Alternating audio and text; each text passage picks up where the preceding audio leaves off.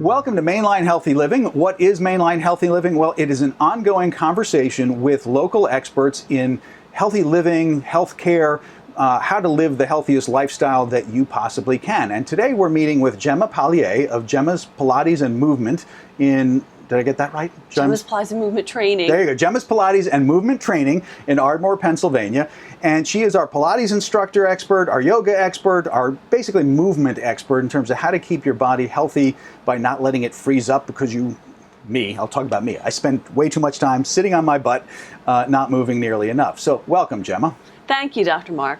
So tell me a little bit about your background and how you came to be a Pilates instructor, and then we'll talk a little bit about why Pilates and movement in general, in its different forms, yoga, Pilates, etc., are important if people want to live a healthy life.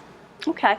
Well, I came to Pilates through dance, actually. Okay. I was an amateur dancer when I was younger and wanted to get stronger, but my ballet teacher always forewarned us against weight training. She said, don't lift heavy weights because they'll give you tight, bulky muscles. Big muscles. Right, and you'll lose your flexibility. You won't look like a ballerina anymore. Right, and you won't be able to lift your leg high and all that sort of thing. So I had read about and heard of Pilates that it was very good technique for dancers to use because it lengthens muscles while it strengthens them as opposed to contracting them and shortening them as weight training does. Not that I'm opposed to weight training. I mean, I think people should certainly do it, but Pilates is a different technique which is very complementary to that and to all types of exercise and styles of movement. So I actually didn't get to study it until a little bit later in life,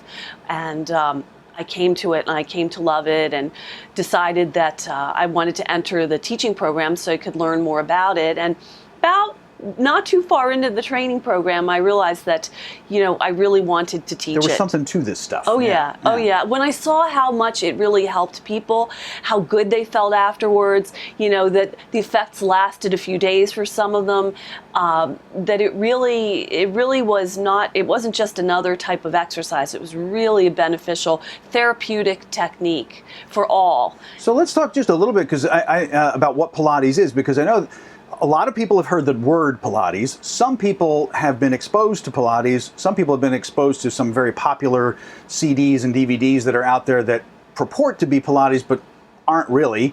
And then there's a lot of people who I think don't really know what Pilates is. So let's do a little bit of background on what it is, because you've done, I've done some with you just to learn what it is, and it's really kind of a unique form of training. So tell me a little bit about what it is. If I've never heard anything about Pilates, how would you describe it? Okay, well, Pilates is a method of corrective movement and exercise that was established or created by Joseph H. Pilates.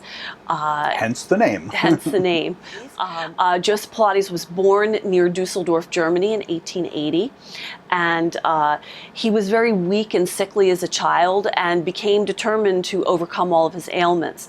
So he began studying basically every type of exercise he could find, yoga, ancient Greek and Roman exercise regimens. He became an acrobat. Did some gymnastics, and before the outbreak of World War I, he went to England to become a boxer. Oh, wow. While he was there, he was interned in, the war broke out, he was interned in a prison camp for German nationals. So he started teaching the other people in the camp his routine, and his claim was that everyone who followed his regimen did not succumb to the influenza and all the illnesses that were going around the camp at the time.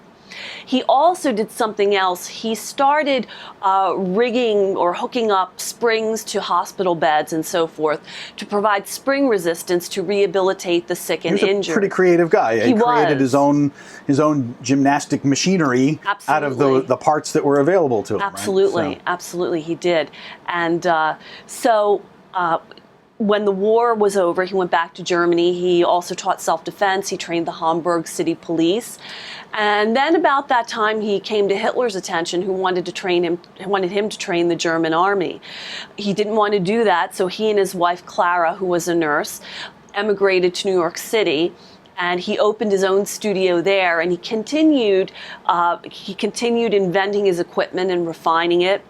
And the equipment that he invented is what is still used today, those original pieces. They really have not been modified, and you can get original types. If it works, it works, right? Right, if it ain't broke, don't exactly. fix it, right? So Exactly. So he also began teaching his method to dancers and singers, actors, regular lay people, and these people then went out and began teaching other people as well.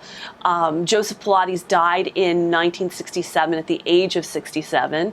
Legend has it that he was trying to rescue the studio from a fire, but I'm not really sure if that is, yes. It's a good story, though. It's correct. Now, am I correct? I've always had the impression that the dance world really, for some reason, really gravitated to Pilates, and that it's really well known amongst dancers. At least, not that I know a lot of dancers, but most of the dance people I know seem to be very well versed in Pilates, whereas a lot of other people might know yoga better than they know Pilates. I mean, well, not necessarily. I mean, it is used in dance, but it's become well known now. Joseph Pilates was known to be he was considered a forerunner of physical therapists and considered to be 50 to 75 years ahead of his time with his inventions and his work. So there are a lot of people who have been doing it. I mean, yes, dancers, but it's not solely for dancers at all. Sure, no, I don't mean that. I don't mean that. Yeah. I just meant that in that group seems to be knowledgeable about it. For some reason,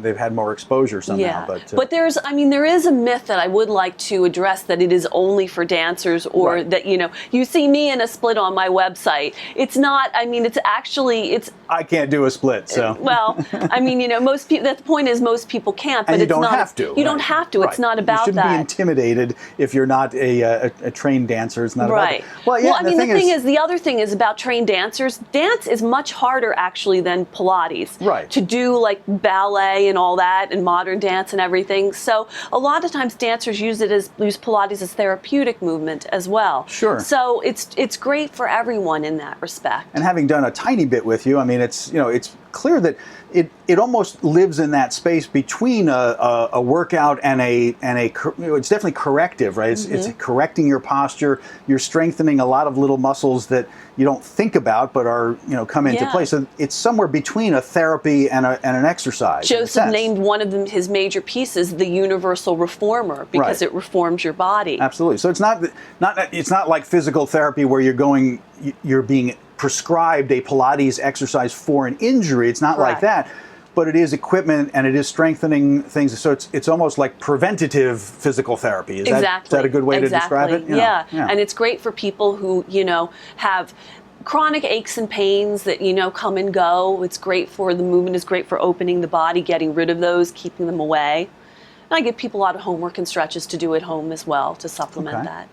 Well, let's talk a little bit about some of the things that we're going to talk about in the future. We're going to come back month after month with our experts here on Mainline Healthy Living, and Gemma's going to come back as a regular guest, and we're going to be talking about what kind of conversations can I look forward to having with you, and our viewers, listeners, readers look forward to hearing when we do our segments. Well, probably I'll talk about different types of common issues that people generally suffer from, like sciatica, neck pain, low back pain, maybe some women's issues like pelvic floor. We did a series of videos that's on your website that is all about people like me who spend too much time at their desk and start to get bad posture and get all kinds of kinks and things, and some basic exercises people can do that it's not strictly Pilates per se, but as we said in the opening here, your area of expertise is Pilates plus. I mean, it's all about ways that you can move your body to get it to feel good and be healthy. That's right. Yes. Yeah. So that kind of stuff we can talk about, as well as day-to-day work life and what can you be doing to be healthier that way, as well as specific problems. So lots of good stuff coming your way.